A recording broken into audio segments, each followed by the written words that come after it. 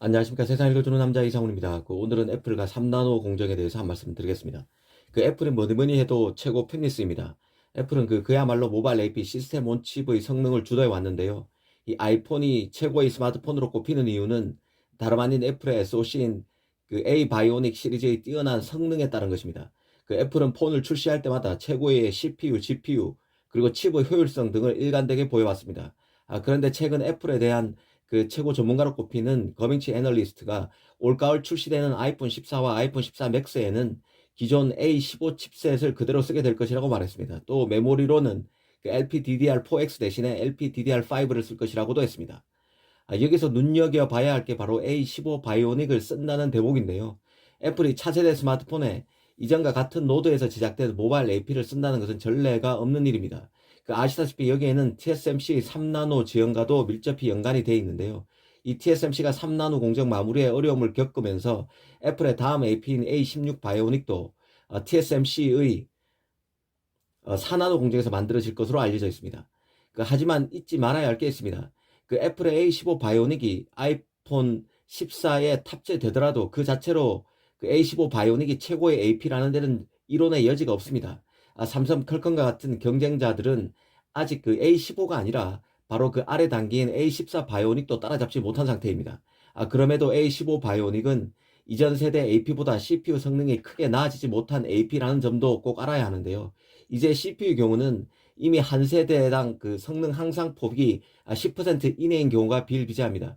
프로세서 성능이 이미 상당히 높아져서 모바일 AP 설계업체들은 이제 인공지능을 이용한 이미지 품질 향상이나 실시간 레이트레이싱 지원 같은 새 기능을 추가해서 사용자들이 체감할 수 있는 변화를 이끌어내는 방식으로 진화하고 있는 상태입니다. 이 과거처럼 1년 만에 CPU, GPU 성능을 50에서 100%가량 높이기 어려워진 상황에서 이런 식으로 AP 성능 업그레이드에 나서고 있다는 뜻입니다. 사실 애플의 차기 스마트폰에 이전 모바일 AP를 탑재한다는 소식을 두고 이런 배경을 다시 꺼낸 것은 다른 관점에서 이 주제를 생각해 보기 위한 것입니다. 바로 비용 관점인데요. 이미 A15 바이오닉의 다이 사이즈는 107제곱밀리미터입니다. CPU 성능 향상이 둔화된 상황에서 이 새로운 아키텍처를 수용하기 위해 트랜지스터를 더 많이 사용하게 됩니다. 그래서 트랜지스터의 수는 약 190억 개, 다이 사이즈는 130제곱밀리미터까지 커질 것이라는 얘기가 나오고 있습니다. 여기에 애플은 SoC를 위해서 메모리 대역폭도 늘려야 합니다. 이런 것들이 다 비용이죠. 특히 공급망도 원활하지 못한 상황이고 원자재 비용은 계속 뛰고 있습니다. 애플로서는 실리콘 비용의 급증을 감내하기 쉽지 않다는 뜻입니다.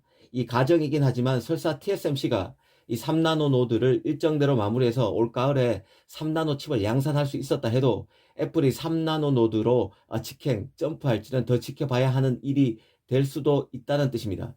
물론 가격을 인상하면서 노드를 업그레이드 할 수도 있겠지만 이는 판매량 감소로 나타날 가능성이 적지 않습니다. 예전에 애플이 A15 바이오닉에서 인상적인 CPU 기능 향상을 못 보여준 데는 누비아라와 같은 뛰어난 기업으로의 엔지니어 이직 등이 영향을 줬을 것이란 분석을 소개해 드린 적이 있습니다. 하지만 한편으로 지금 모바일 AP 업체들은 트랜지스터 수의 증가를 늦추는 방식으로 비용 확장 문제를 해결해야 하는 상황까지 와 있습니다. 얼마 전 칩 테스트 장비 업체 테라딘 CEO의 3나노에 관한 전망을 소개해 드린 적이 있는데요. 핵심은 팹리스가 이 3나노를 활용해 칩을 설계하는 시기는 빨라야 2023년이 돼야 할 것으로 봤습니다.